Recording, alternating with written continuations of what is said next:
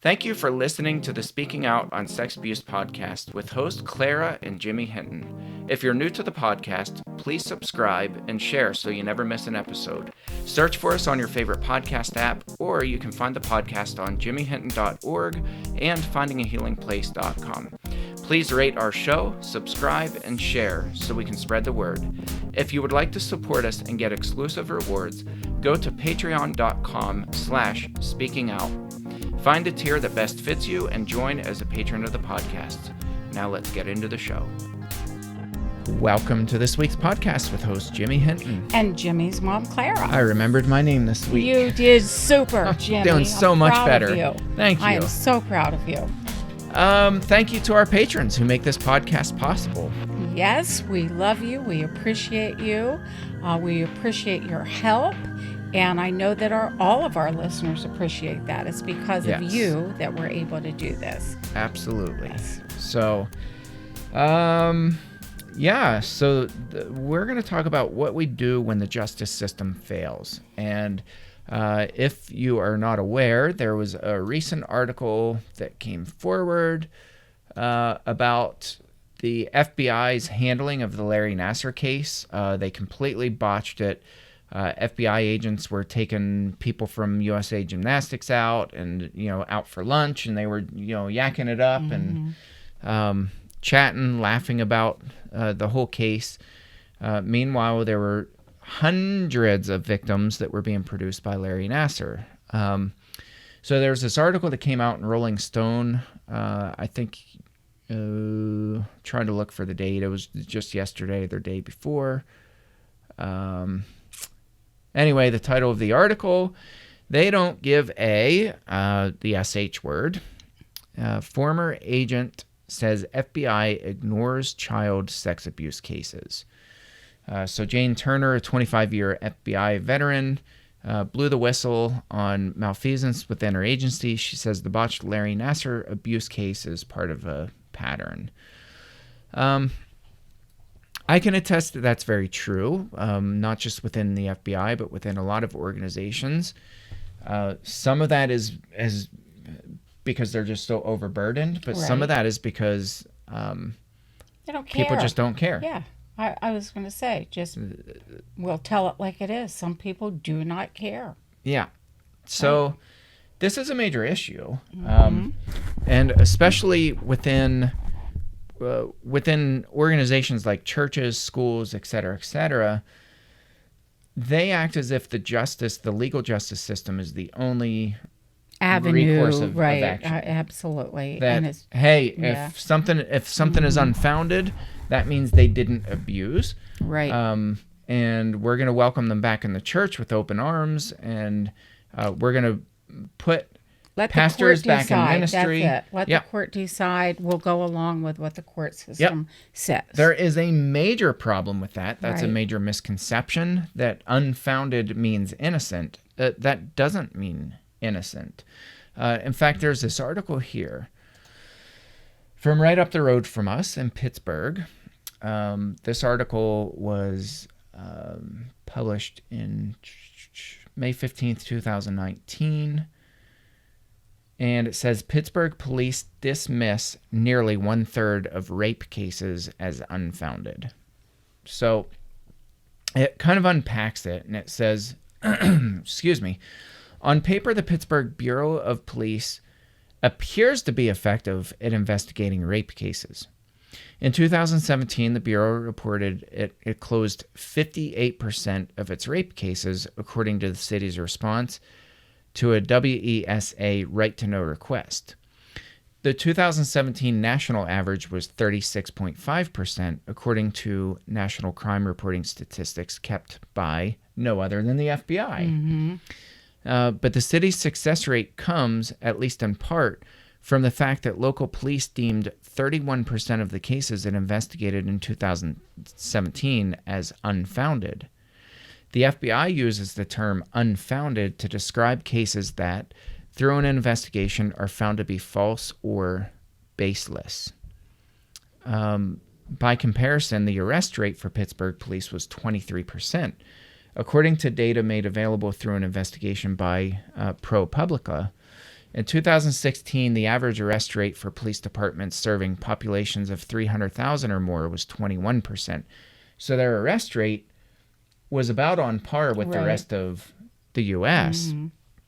For cities their size, but their quote-unquote success rate skyrocketed to 58%, which still is lousy, in my opinion. Terrible. It's terrible. And when you think of what they're basing the unfounded on, did you have any alcohol the night of the rape? What were you wearing when the rape occurred? Did you know this person? When you got in the car with this person? Right. How were you dressed? What did you say? Yeah. What were you listening to? What were you talking about? And on and on and on. And the finger is pointed at the woman as if to say, you provoked, you initiated. Or there's nothing we can do about it. Or there's nothing we can do about it because, and on. I know people, Jimmy, several women who have experienced rape, and this is what they went through, and it's horrible. It really is horrific. It adds to the trauma of the rape. It's awful. Yeah, it is terrible. It really does. It is terrible. Yeah, it's a major issue, and this is. I mean, we're talking about adult rapes here too. Right. Oh yeah. It unfortunately, I think gets even worse for kids. And I think it's way worse. Pennsylvania is a case in point. I mean, we are an absolutely disgusting state for how we handle child sex abuse. Agreed. Agreed. 1,000%. Agreed. But yet we brag about it, and we're like, oh, look, Jerry Sandusky. We have all these new laws, and we're doing so great. We're not doing great at all. We have a terrible track record. The Supreme Court Justice just yesterday, the Pennsylvania Supreme Court just ruled against survivors in a really radical way again. I'm ashamed and embarrassed of Pennsylvania. I really it's awful. I'm ashamed and embarrassed. It is terrible. Yeah. And we have, there has been so much rallying, education, so much going on to convince, so to speak, our legislators to open their eyes and to actually get on board with helping. And it's like they shut the door, shut the window. Yeah. And the lobbyists are out there, throwing millions and millions and millions of dollars at these politicians. And money talks. Money does. There's no question about it that, you and I have seen a fraction of what I think Sean Doherty's probably seen the worst of the worst. He's been up front and center. And by the way, Sean just got elected as the president for SNAP. I'm so excited about which that. Is really huge. Yes, I'm so excited. Sean is amazing. He fights so hard. Yeah. So hard for, rights and for, things to be better for our legislators to listen and open their eyes and hear and get behind this.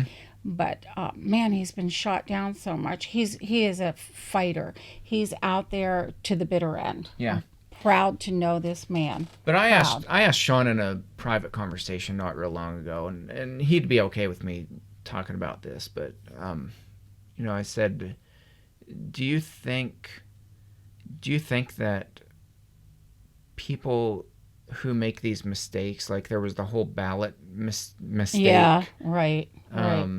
Where this 2-year window was supposed to wind up on our ballot, and it didn't because of a technical error. I know, yeah. And I asked Sean, I was like, do you think that genuinely was a mistake, or do you think that there's that much corruption that it goes all the way to the top? He didn't even hesitate. He goes all the way to the top. He said, you can't come to any other conclusion. I thought that immediately, too. He said, statistically, the math doesn't add up. He's like, you cannot have this many back to back mistakes, errors, exactly, right, missteps. No, it's an impossibility. So he said, when you follow the money, he said things began to get really interesting. And he said it almost sounds like this conspiracy theory. And you end up sounding like somebody who's wearing a tinfoil hat. But he's like, I'm here to tell you, this system is so corrupt. These politicians are so corrupt. And this goes all the way to the top. Pennsylvania has historically been known to be a very corrupt state. It historically, I mean, really, really corrupt, and it still holds true. Yeah, unfortunately. But it's the same in anywhere from local police departments to your court systems, district attorneys, prosecutors, attorneys, defense attorneys, on and on and on and on the list goes. So I mean, I hate to sound conspiratorial here, but it's a statistical fact. The system is stacked against survivors, period. That being said, Jimmy and I were just talking prior to the podcast. We, with our case, got lucky. Yeah. We really did. Yes. We had a police officer definitely out there pushing in our court. We had a judge who listened and who really knew what he was doing and was honest, so we had it, we were blessed. Our family was blessed in that respect. We aren't, we didn't have to battle this, what we're talking about, but man, it's real. It's so real for thousands and thousands and thousands. Well, and I'll never forget what Detective Beckner told me when I went in and I talked to her and I kept following up. We phone calls back and forth.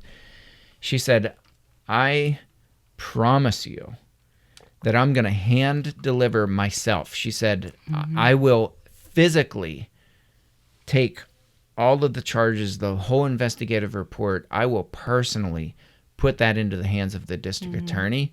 She said, "From there," she said, "I'm just being real with you." She said, "It's anybody's guess what they're going to do with it." She's like, and I got to tell you, I sat in that courtroom holding my breath.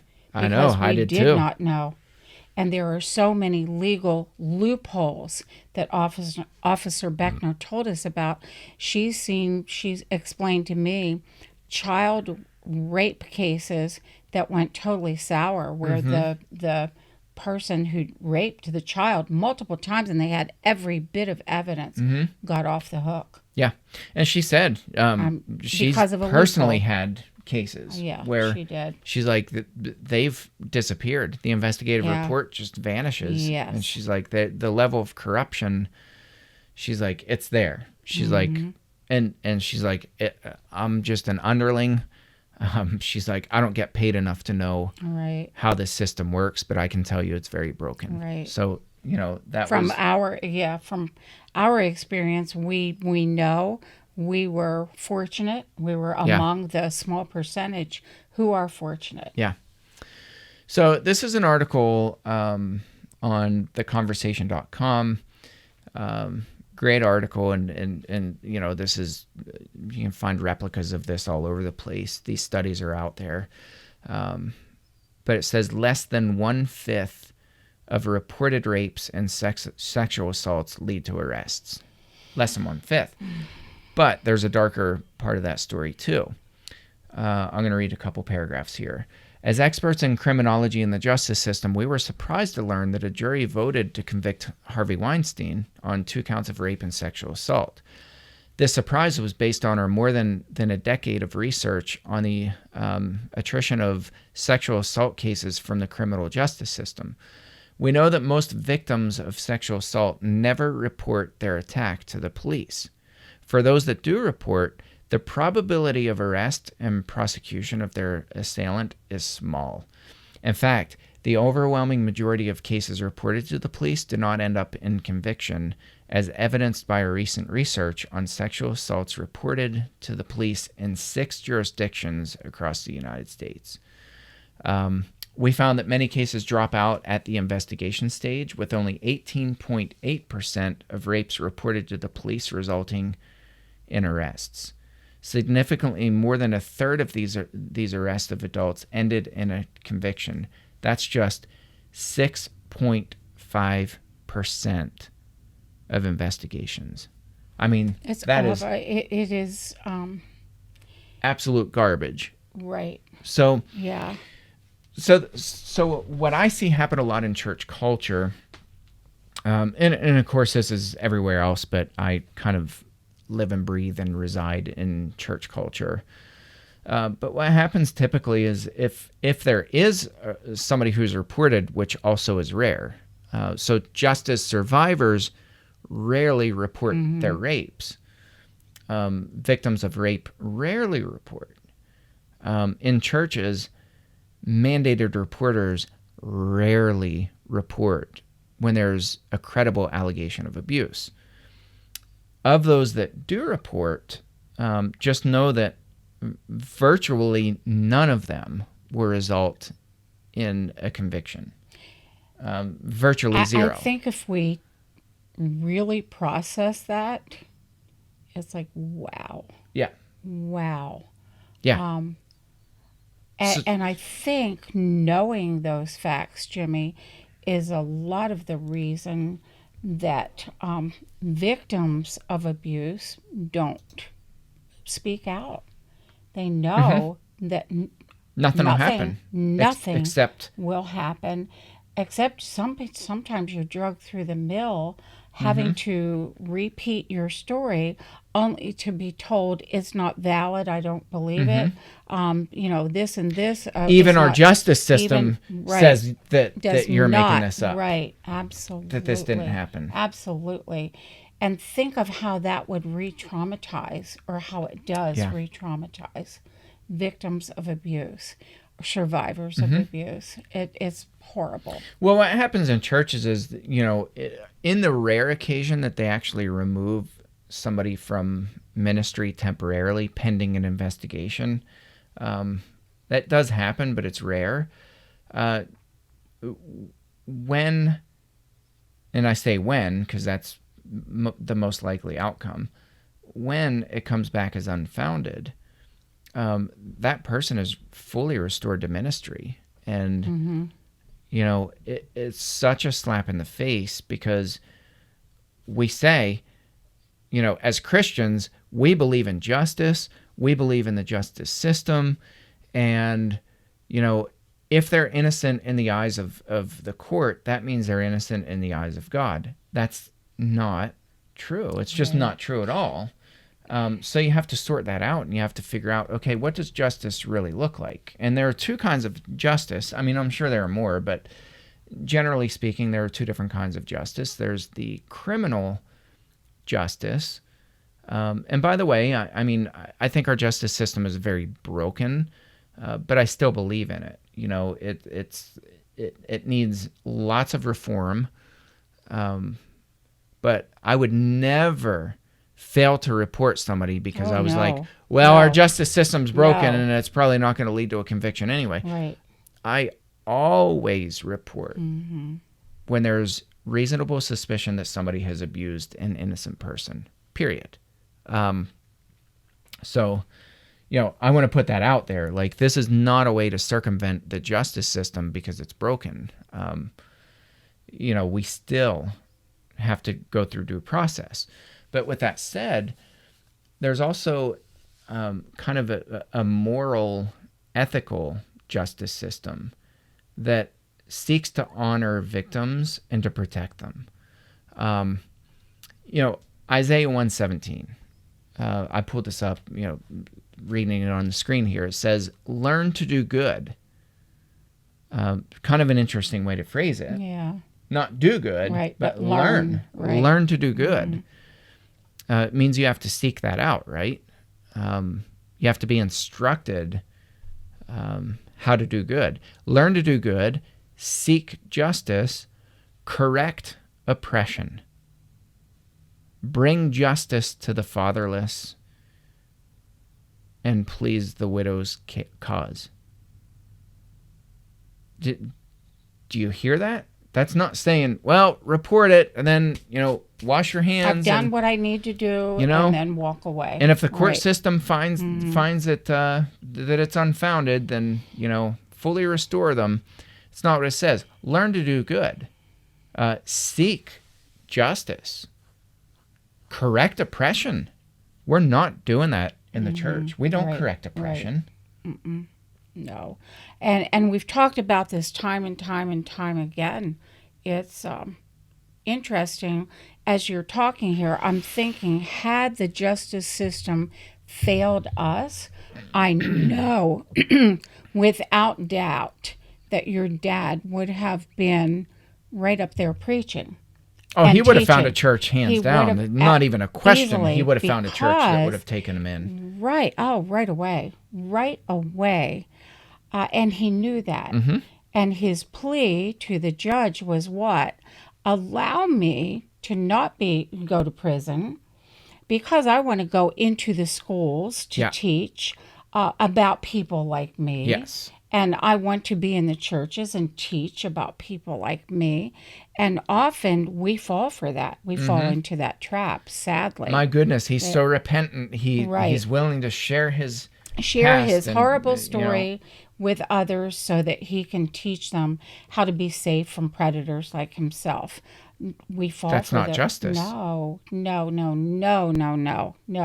But as people, what do? We go back to that crazy thing that says, I've got to forgive everybody. Forgive everybody, restore them. It's my Christian accept duty. Them, right. Yep. Accept them, embrace them, bring them back in, and let's go from there.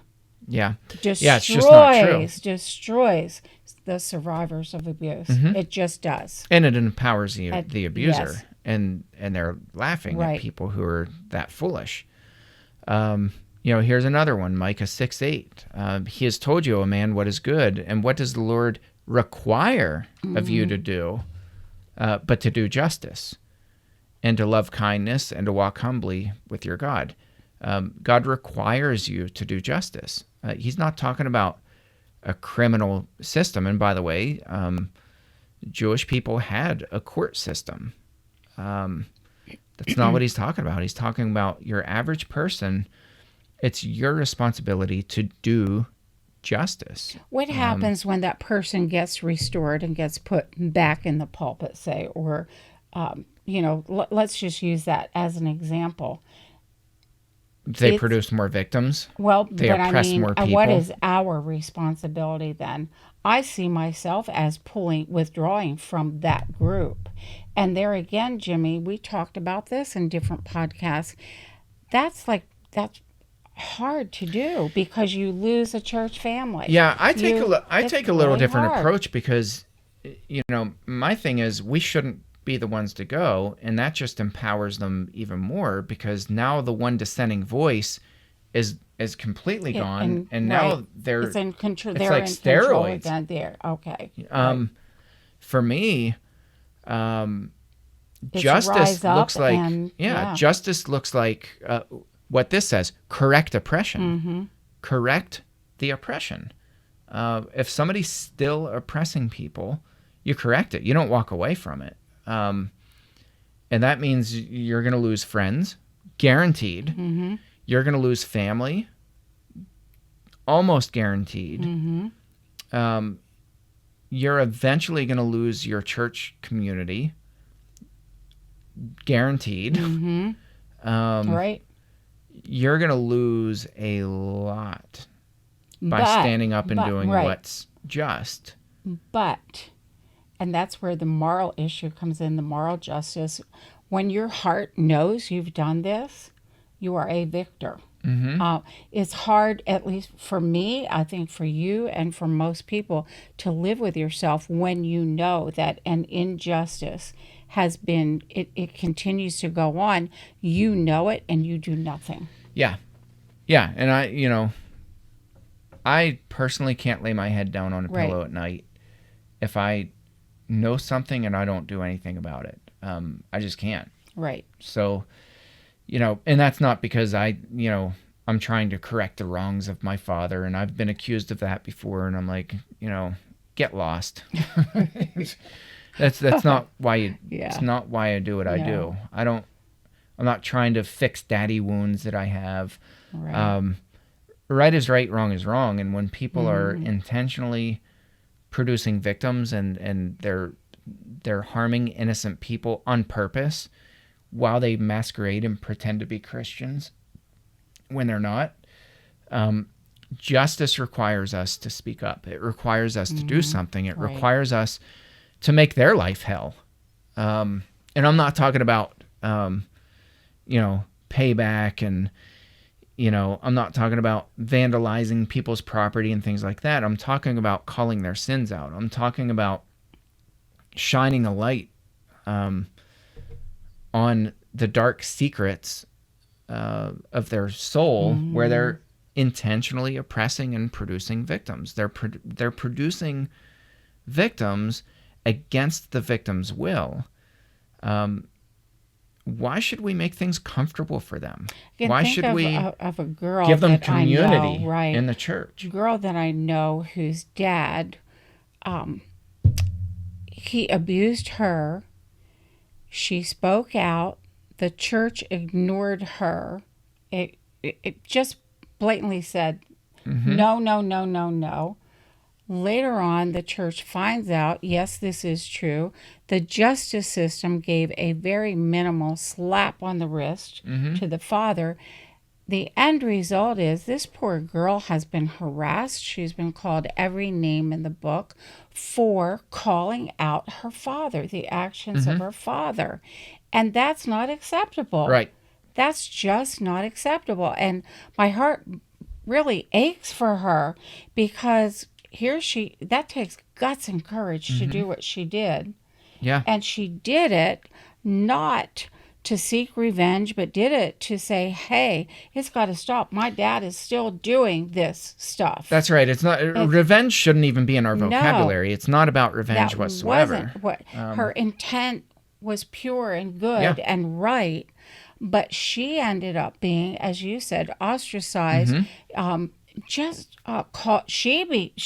became the target, not the father. Right. And so often that happens, and people withhold then because we don't want to go through that, and it's hard. But I applaud her forever for saying, look, this is my father, but he did this, and the legal system didn't do what was just. The legal system failed, but I'm telling you, this is who he is. Yeah. She called him out. Yeah. And that's what we need to, have the courage. And we need to call people out that. who shout down and target victims.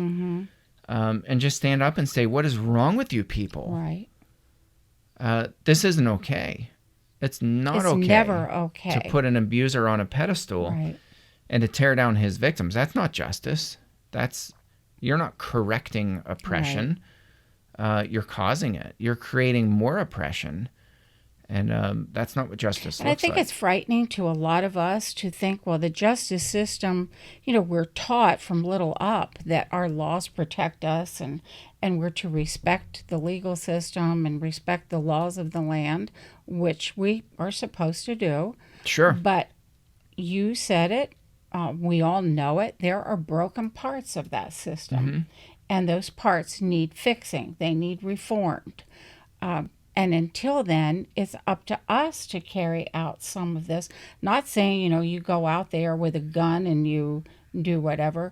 Not that way, but by calling out that person and letting others know who that person is. Yeah, to me, that's what justice looks like. Justice is right. protecting the innocent and the vulnerable. It's calling people under the carpet who intentionally, willfully, and serially commit crimes against other people. And specifically, calling them out. We're talking, in this case, child sex abuse. I mean, a child can't be their own advocate. They can't. They need us to do it for them. Yeah. And the legal system is notorious for finding loopholes where children are involved. Yeah. I mean, well, my child, they're making up stories. They did that. It really didn't happen that way. And the legal system fails children so often. Yeah. So that's about a wrap on that. I mean, I don't want to keep pounding it. Yeah. Beat it into the ground, but it's it's so important. And, that leads us to a truth bomb, is that the legal justice system is not the end meets all. We can still carry out justice if the legal justice system fails. In fact, it's required. It's our responsibility, and it's required to mete out justice and to shine a light on the evil that's being done. Protect the innocent, protect the vulnerable. That's the least we can do for our fellow brothers and sisters. Thank you for tuning into this episode, and we'll catch you next round. Thanks again for listening to today's episode. Thank you to our patrons who make the podcast possible. If you found it helpful, please follow on Spreaker and search for the Speaking Out on Sex Abuse podcast in your favorite podcast app. Be sure to hit subscribe and rate the show. If you believe in what we do, consider supporting the podcast by becoming a patron, and check out the cool rewards our patrons receive. Share with your friends and tell the world. Join us in speaking out on sex abuse so we can change the tides and prevent abuse.